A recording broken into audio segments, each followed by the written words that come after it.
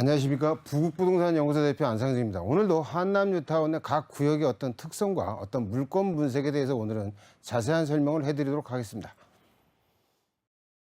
네, 저희 금요일 이 시간 한남뉴타운에 대한 이야기 좀 자세히 나눠보고 있는데요. 한남뉴타운에는 조금 2구역부터 5구역까지 많은 분들이 관심을 갖고 계시는 지역이 좀 구분이 되어 있습니다. 각 구역별로 어떻게 좀 접근하면 좋은지, 사업성은 어떻게 다른지 지금부터 좀 살펴보겠습니다. 대표님 바로 전해주세요.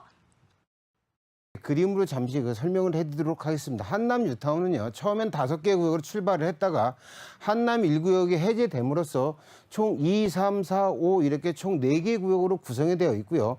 여기 지금 색칠한 요 지역들은 재개발에서 제외되는 존치구역이다. 이렇게 설명해 드릴 수가 있겠습니다. 따라서 그동안 많은 말씀을 드렸지만 가장 사업이 빠르고 어떤 한남뉴타운의 어떤 가장 규모가 큰 한남뉴타운을 대표하는 구역은 역시 3구역이고요.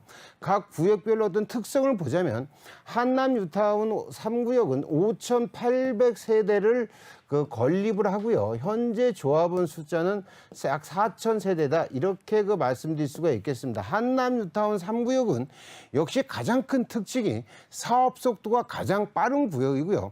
규모 면에서 가장 큰 한남뉴타운 3구역이 가장 큰 특징이다. 이렇게 말씀드릴 수가 있겠습니다. 또 약간 이거에 비례되는 약간 단점이 뭐냐면 지대가 높기 때문에 오히려 아파트를 건립하는 층수의 층수가 그렇게 높지 않은 이런 단점도 갖고 있다는 점을 말씀드릴 수가 있겠고요.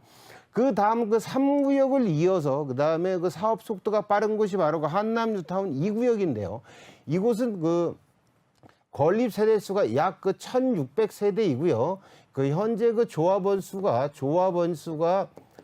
약 900세대 정도의 규모를 갖고 있는, 일반적으로 한남 3구역 옆에 붙어 있기 때문에 규모는 작아 보이지만 일반적인 강북의 재개발 단지와 비교를 했을 때 1,600세대를 건립한다고 하는 것은 절대 작은 숫자의 어떤 단지가 아니다. 이렇게 설명해 드릴 수가 있겠습니다.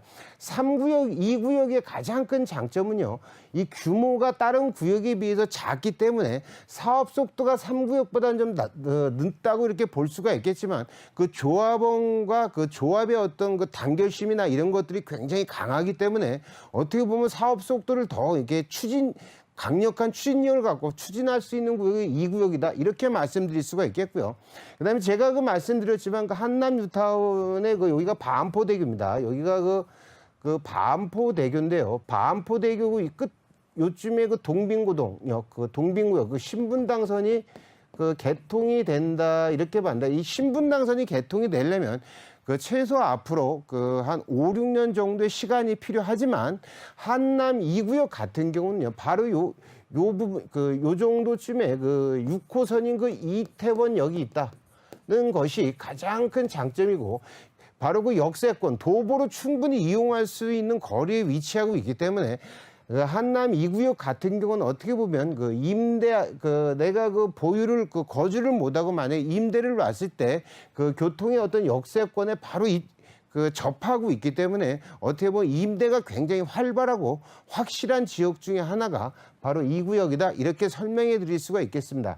그 다음에는 4구역을 말씀드릴 수가 있겠는데요. 4구역은요, 건립 세대 수가 약 2,600세대고요. 현재 조합원 숫자가 약 1,200 조합원을 갖고 있습니다.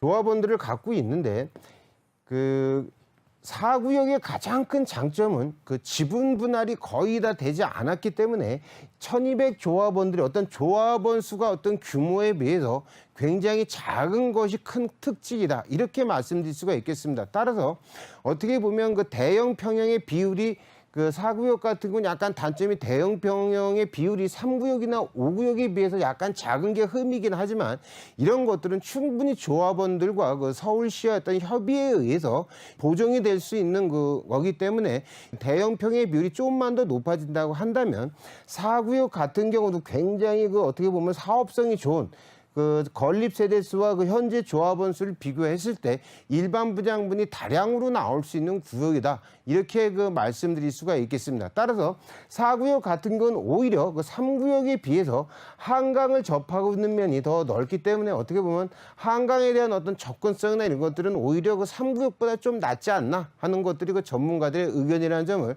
그 첨가해서 말씀드리고요. 다음에는 그 입지와 그 사업성에서 가장 그 뛰어나다고 하는 그 5구역을 말씀드릴 수가 있겠는데요.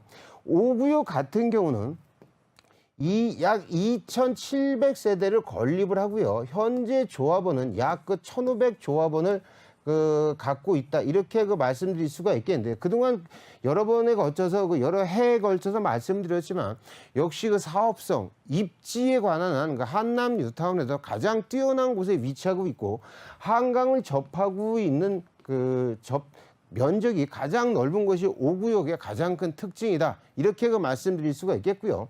그다음에 5구역의 가장 큰 단점을 말하자면 바로 여기에 위치하고 있는 그 보광 변전소의 문제가 있는데요.